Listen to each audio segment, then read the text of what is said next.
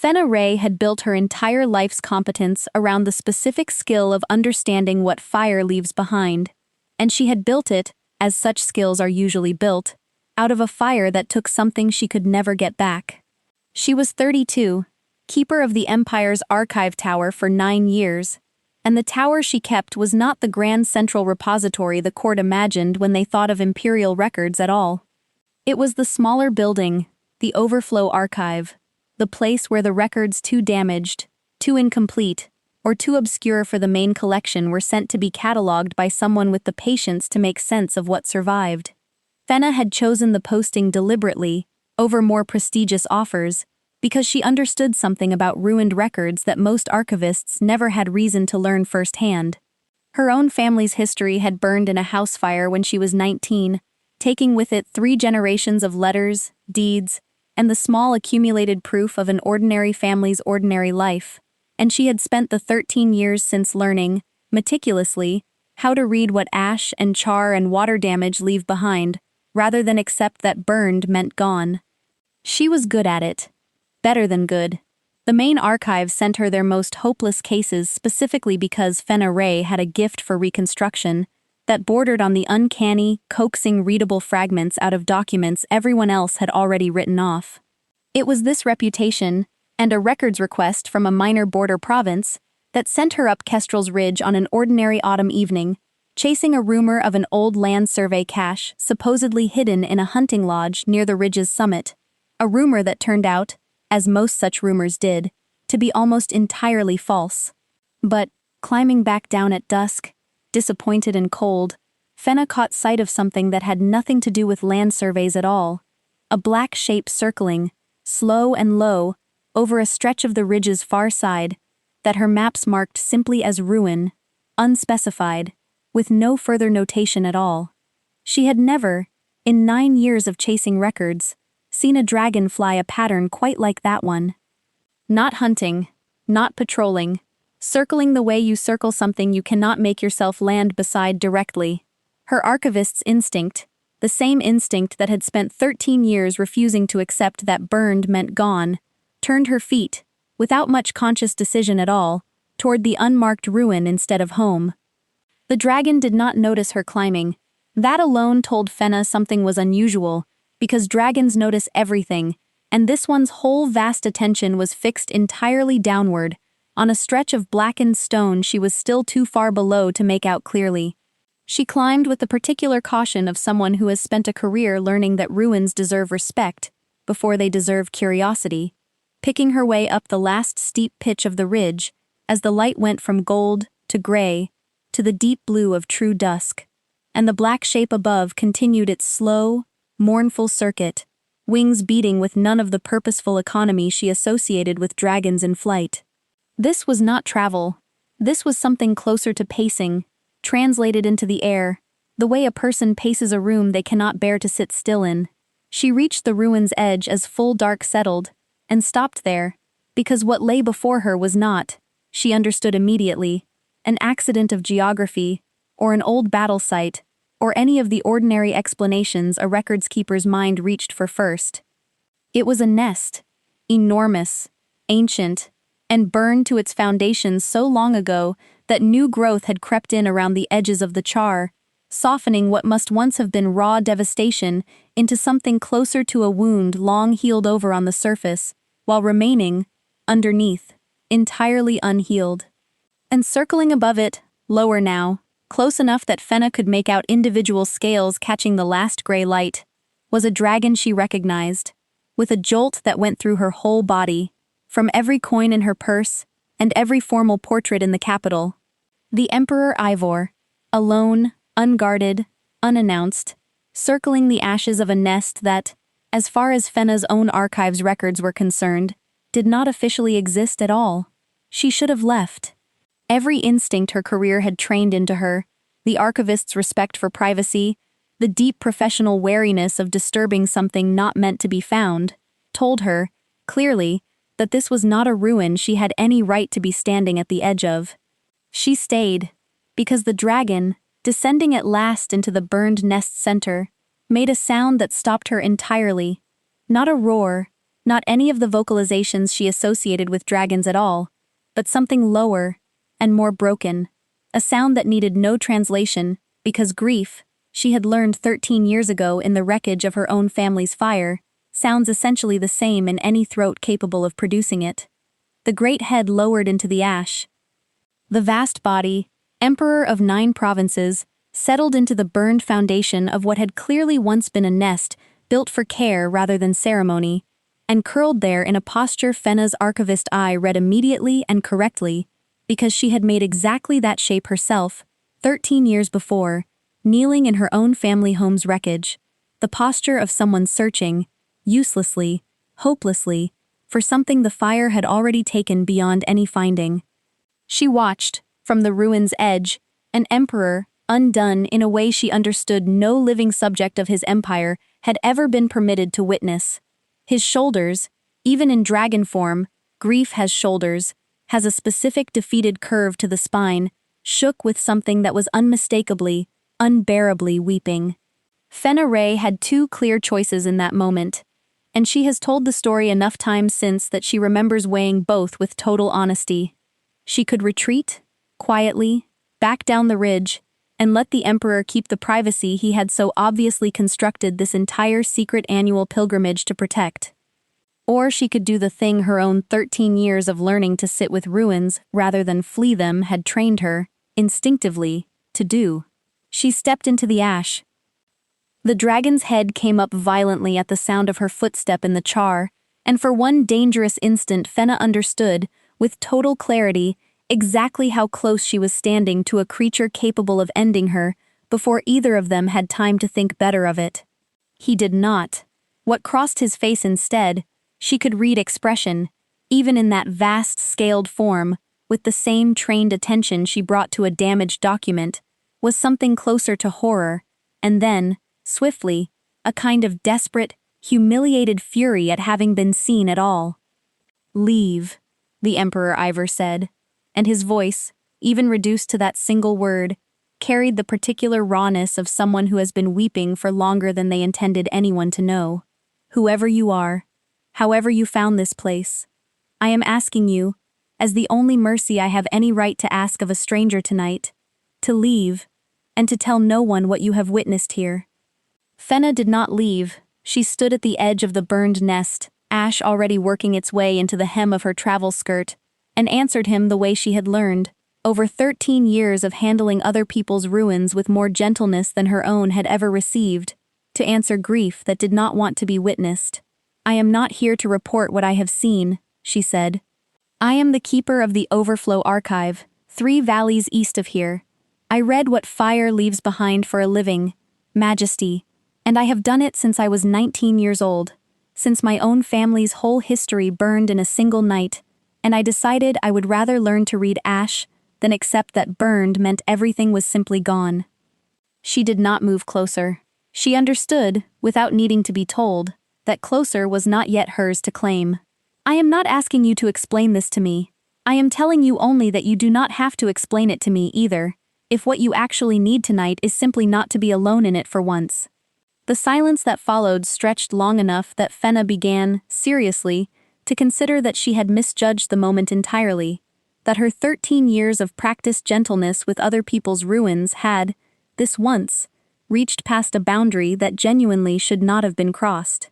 Then the great head lowered, slowly, back toward the ash, not in the earlier posture of searching, but in something closer to exhausted permission, and the Emperor Ivor, still transformed, still vast and scaled, and entirely unlike anything Fenna's ordinary archivist's life had prepared her to sit beside, made a small, broken sound that was unmistakably an invitation rather than a dismissal. She sat, carefully, in the ash, at a respectful distance that closed, by degrees, over the silent hour that followed, as the dragon's shaking eased by fractions, and his vast attention, no longer fixed entirely on the burned ground, began, slowly, to include her. "I come here once a year," he said finally, when he trusted his voice again. "On this night, no one at court knows. No one has ever known, in the decades I have been doing this, because the one time grief becomes a public fact at this court, it becomes a political fact as well, a weakness to be managed, a vulnerability certain factions would calculate around with exactly the coldness such calculations always carry. So I come alone, in secret, and I let myself be exactly this undone for exactly one night a year, and then I fly home and I am, for the following 364 days, entirely composed. You do not have to be composed tonight, Fenna said. Whatever this place is, whatever it cost you. I am not court. I have no faction, no calculation, no use whatsoever for the political weight of your grief. I am only an archivist who happened to be reading a ruin at exactly the wrong moment to leave you alone in it, and I find, now that I am here, that I am not particularly inclined to pretend otherwise. They sat together in the ash for the better part of that first hour, in a silence Fenna did not try to fill, because 13 years of her own grief had taught her the one lesson most people never learn about sitting with ruins, that the silence itself is not empty. It is doing work. It is the only space large enough to hold what words, arriving too early, only ever managed to shrink. When she finally spoke again, it was not to ask what had burned. It was to tell him, instead, about her own fire, the ordinary house, the ordinary family, the 3 generations of letters and deeds, and small accumulated proof that a house fire on an unremarkable night had taken from her when she was 19, and the 13 years since spent learning, document by damaged document, that the things fire takes are never quite as total as the fire itself insists in the moment. I used to think, she said, watching the dragon's great eye follow her words with an attention that had, by then, stopped being frightening and started, instead, to feel like the first real audience 13 years of careful public composure had ever earned, that becoming an archivist was about controlling what I had lost control of once, catastrophically, at 19. I have since decided that is only half true. The other half is that I wanted, very badly, to prove to myself that fire does not get the final word on what things meant. Char is not erasure. It is only difficult reading. I have spent 13 years learning to read the difficult version instead of accepting the easy lie that nothing survived. This, Ivor said, and the single gesture he made with one vast foreleg took in the whole burned foundation around them, is considerably harder reading than a damaged letter, Fenna Wray. I know, she said. I am not offering to fix it. I do not think grief this old wants fixing, Majesty, and I would not insult it by pretending a stranger's one evening of company could manage what 13 years of my own practice never fully has. I am only offering to sit in the difficult reading with you, for tonight, instead of leaving you to do it alone the way you apparently have every single year since whatever happened here happened. There is one more piece of that first night worth telling, because it explains something about why Fenna stayed instead of leaving, beyond even her own 13 years of practice reading ruins. Somewhere past the second hour, with the worst of the weeping past and something quieter settling between them, Ivor asked her, with the particular careful hesitance of a man who has spent 30 years assuming the question would never matter to anyone, what had happened to her own burned things, whether the letters, the deeds, the small accumulated proof of her family's ordinary life, had ever been read again once the fire finished with them. Some of it, Fenna said. Not all. I want to be honest with you about that, Majesty, because I think honesty is the only currency worth spending in a place like this. There were things I never fully recovered, a portrait of my grandmother, reduced to nothing readable. Half a decade of my mother's correspondence with her own sister, gone past any reconstruction I ever managed, however many years I spent trying. I do not want you to hear a story tonight about triumphant recovery, as though 13 years of patient work restored everything the fire took. It did not. Some of it stayed lost. I have made my peace with the parts that stayed lost by being genuinely, thoroughly diligent about the parts that did not have to. That is a harder honesty than the story I expected, Ivor admitted. It is the only kind worth offering someone kneeling in their own ash, Fenna said. I am not here promising you that a fragment of eggshell and a scorched charm will give you back 30 years of unweighted grief. I am telling you only that some of what this fire took is still here, waiting to be read properly, and that the parts which stay lost do not have to erase the value of finding the parts that don't. He was quiet a long while at that, turning it over with the same careful attention she had watched him give every other hard thing that night. "My physicians," he said eventually, "and my counsel, and every minister who has ever addressed the subject of my occasional unexplained absences, have operated for 30 years on the theory that grief unexamined eventually stops mattering, if a man is simply disciplined enough about not examining it. You are the first person to suggest, in my hearing, that grief examined honestly might actually cost less than grief avoided perfectly." "Avoidance is not free," Fenna said. "It only feels free because the bill does not come due in front of witnesses. I have watched what 30 years of that particular unpaid bill has done to you tonight, Majesty, and I do not think discipline was ever going to be sufficient currency for what this ground is actually owed." It was, she would say later, the moment she understood she was not going to simply walk back down the ridge in the morning and return to an ordinary life cataloging other people's ordinary ruins. Some conversations recalibrate what ordinary is even allowed to mean afterward, and this, unmistakably, had been one of them.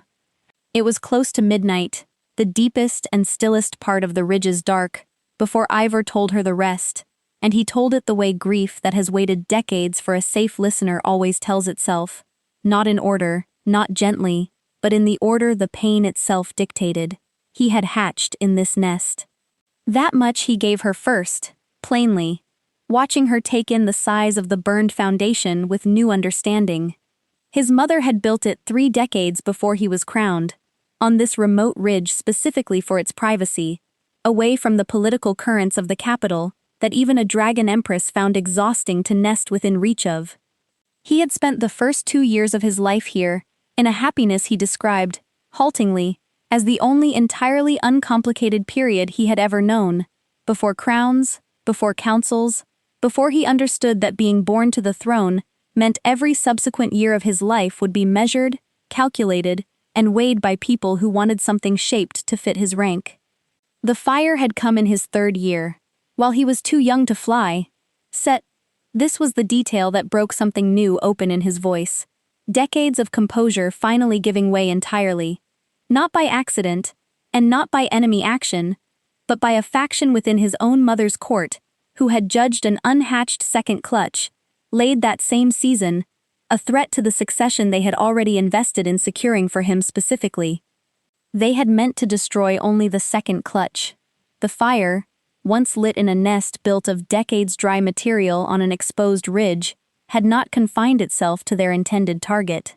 His mother had died pulling him from the flames. The second clutch had died in them. And the faction responsible had been discovered, tried, and executed within the year, a resolution that gave the court its sense of justice, served, and gave Ivor, orphaned at 3 years old, and crowned, before he had any real understanding of what a crown was, nothing at all that resembled comfort. "I do not come here to mourn my mother, precisely," he said. "I mourn her every day, in ways that have nothing to do with this particular ridge. I come here for the second clutch. My siblings, unhatched, who never had the chance to become anything the court could measure or calculate around, who existed for 1 season and were destroyed by people protecting a throne none of them ever asked to inherit on those terms. No one remembers them. There is no plaque, no formal mourning, no permission anywhere in imperial doctrine to grieve creatures who were never crowned, never named, never anything but 3 eggs in a nest that burned before anyone thought to ask what they might have become. So I come here, once a year, and I grieve them the only way I have ever been permitted to, alone, in secret, in the ash that is the only record that they existed at all." Fenna sat with that for a long moment, the archivist in her already, instinctively, beginning to understand the shape of what this ruin actually was, not merely a site of grief, but a record, unread and uncatalogued for 30 years, of 3 lives the Empire's own doctrine had decided did not merit remembering at all. "They have a record," she said slowly, "even if no one has ever written it. This ground remembers them, Majesty, the way ash always remembers, if someone is willing to read it properly, instead of walking past it as though burned, automatically means erased." She looked at the burned foundation with new eyes. the professional attention of 13 years finding, in this grief, something her own particular competence might actually be able to offer that no one else in his life had ever thought to provide. I could catalogue this, properly, not for the court, not for any political record, for you, and for them. What the nest held, what survived, even in fragment. I have coaxed readable history out of far less than this. Ivor looked at her for a long moment, and something in his exhausted, grief-worn face shifted into an expression she had not yet seen from him that night. Something that was not quite hope, because 30 years of solitary grief does not surrender to hope easily, but was, at minimum, its careful and considering cousin. "No one has ever offered that," he said. 30 years, and no one has ever once suggested that this ground was worth reading rather than simply avoided. "Then no one you have grieved with," Fenna said, "has ever been an archivist." They spent the remaining hours before dawn doing exactly that, together, in the ash, Fenna moving with careful professional patience through the burned foundation's layers, identifying, by instinct and 13 years of practice, the faint remaining traces of what the nest had once held. A fragment of eggshell, preserved by pure accident beneath a collapsed support stone. The scorched but legible edge of what had been, she guessed, a nesting charm of the kind mothers of every species tuck into a den for luck. Small things, none of them large, all of them, to the two people kneeling in the ash gathering them, absolutely everything.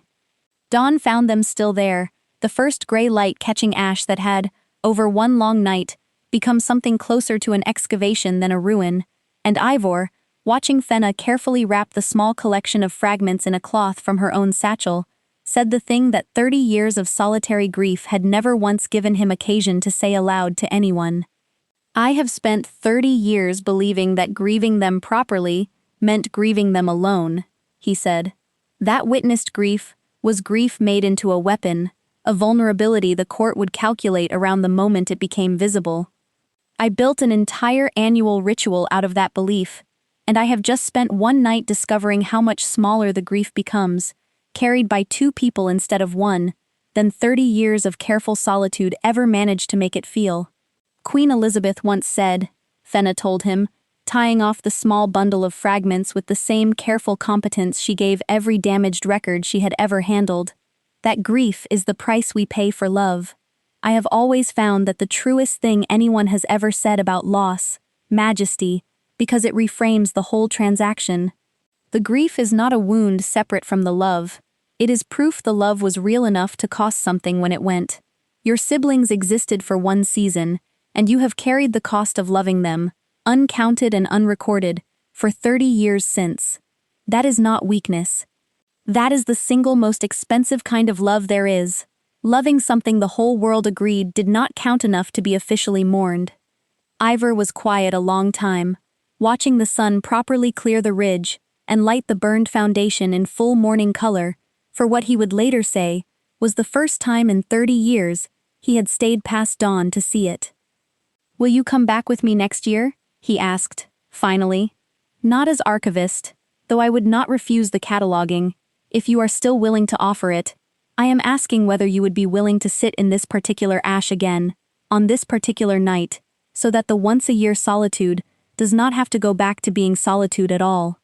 She came back the following year, and the year after, and every year since, not as a formal court appointment, which both of them agreed would have defeated the entire private purpose of the Ridge, but as the one guest permitted, by an understanding that needed no doctrine to enforce it, to a grief the rest of the empire still did not know existed. The catalogue Fenna built, in the months following that first night, became the quiet, unofficial center of what grew, over the following year, into something neither of them had expected the ash to produce.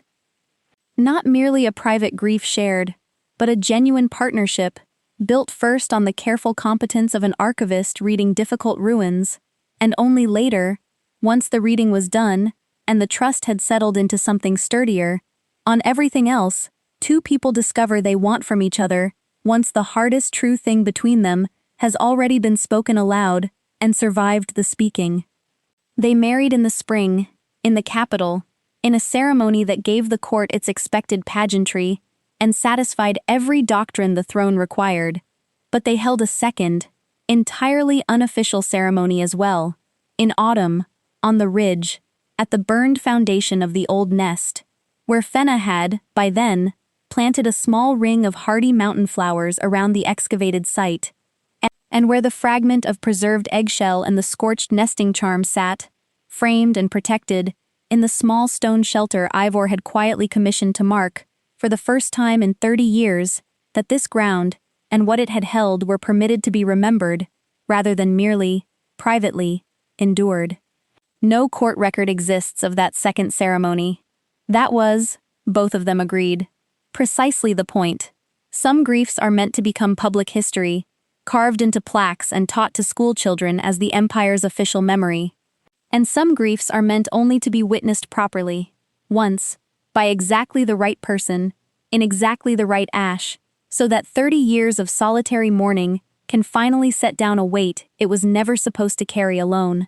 Fenna kept her post at the Overflow archive for the rest of her life, by her own insistence, though the court eventually granted her, without her ever formally requesting it, the resources to expand the small stone shelter on the ridge into a proper conservation study, the Empire's first, and to this day only, archive dedicated entirely to grief that predates official record.